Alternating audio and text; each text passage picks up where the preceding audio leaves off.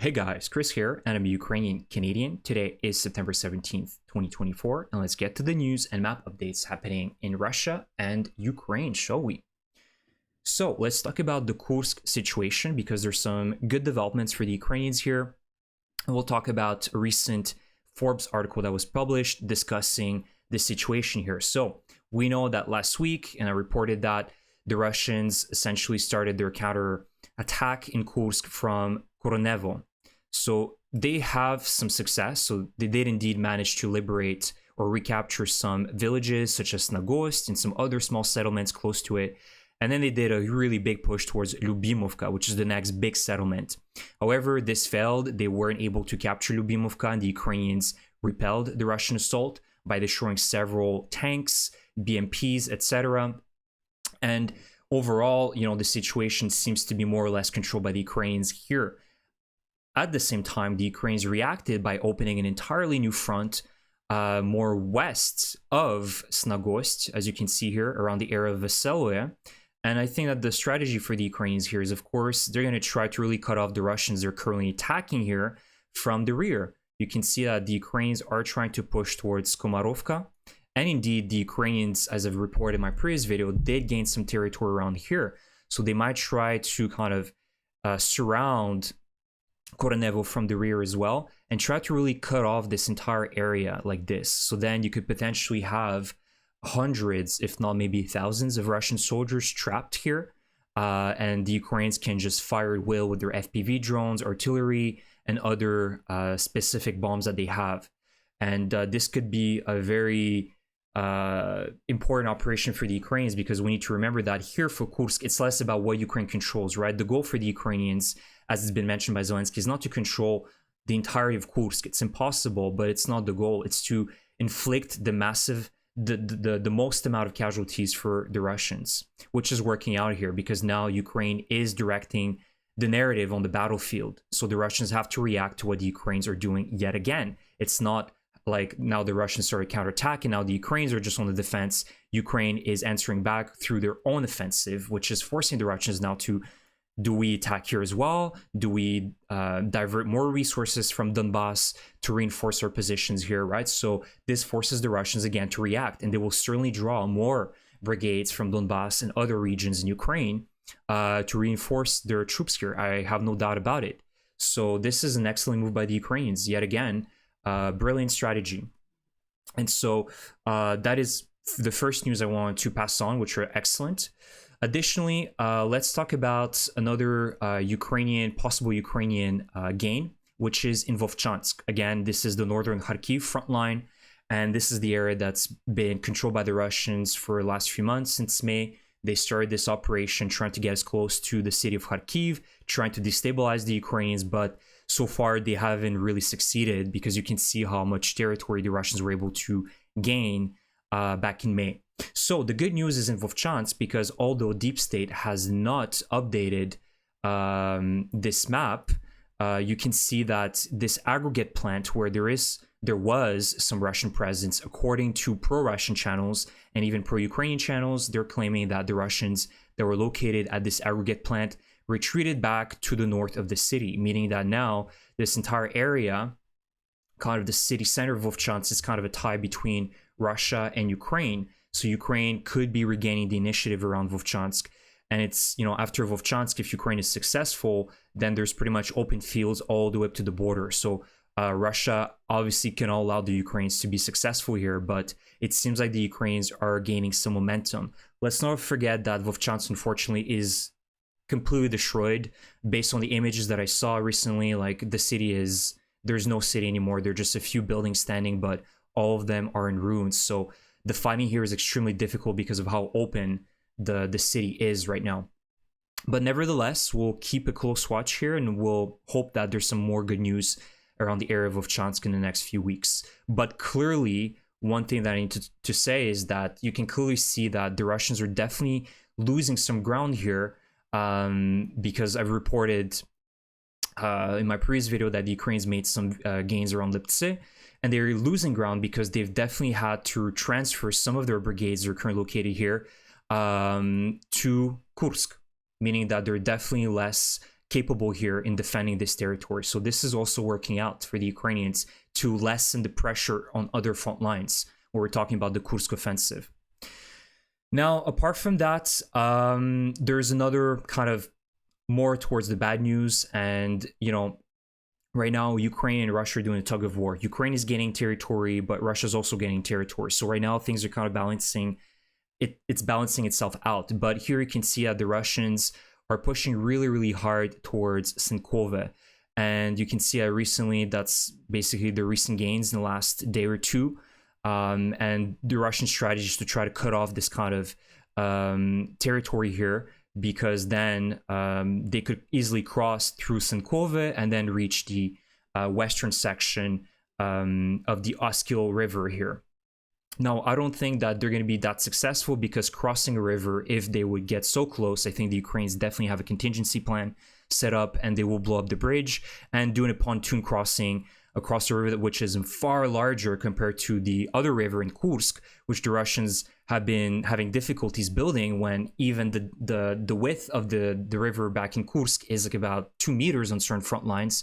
If we're looking at the same river here, in certain areas it's very narrow, so it's easy to build a pontoon bridge. But when we're looking at the Oskil River, the pontoon bridge would be far more difficult for the Russians to build. You can see how much wider the river is here. So I'm not that preoccupied, but this is certainly a situation that Ukraine needs to correct as quickly as possible.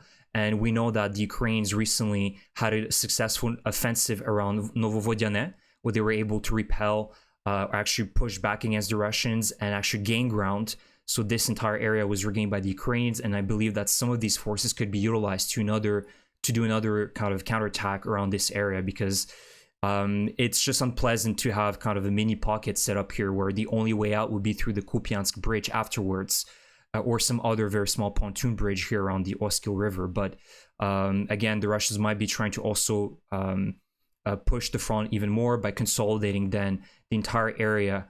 And I just noticed that there's 2 Pishchane, which is not very useful, but you can see that they could try then, if they were able to cut off this area completely, then they would try to push north. I wouldn't be surprised if that would be their strategy. So again, the Ukrainians need to do some sort of counterattack here in the next few weeks. Additionally, the more problematic front line for the Ukrainians, this is the main punch, the Russian offensive, is between Pokrovsk and of course Chasiv Yar. So this is where the Russians are really doing everything possible to make as many gains as possible as well. And you can see that of course, for the Russians, it's going pretty well right now. Unfortunately, it's not like they're gaining tremendous amount of territory, but they're still pushing through.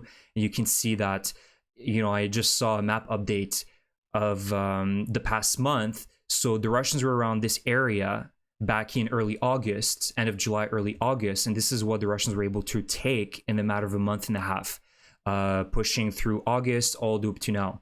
So you can see that they still have the momentum here, albeit this is not massive amount of territory gained based on the losses that the Russians have, but they're still keeping the momentum here. But the situation is indeed very difficult. You can see that here around Ukrainsk, the Ukrainians lost this city today, this village today. There's also a small amount of territory lost closer to Pokrovsk. What the Russian strategy will likely be for the next few weeks is to try to consolidate, again, kind of create a line here so they don't have any big pockets. They kind of rebuild their supply lines, and likely that they will move more brigades closer to the front line and then continue pushing with continuous assaults towards Pokrovsk and Mirnograd closer to October. Same situation like in Avdiivka back on October, I believe 7th or 8th, where the Russians started their operation Avdiivka in 2023. So the situation here is difficult. It's not stable. The Ukrainians are losing territory, but not by massive amounts. But the good news here is that, of course, I'm expecting a very difficult assault for the Russians of Pokrovsk. This will be a massive bloodbath for the Russians, without a doubt. The Ukrainians are prepared in Pokrovsk. I am confident in this, and I don't think it's going to be a walk in the park for the Russians here.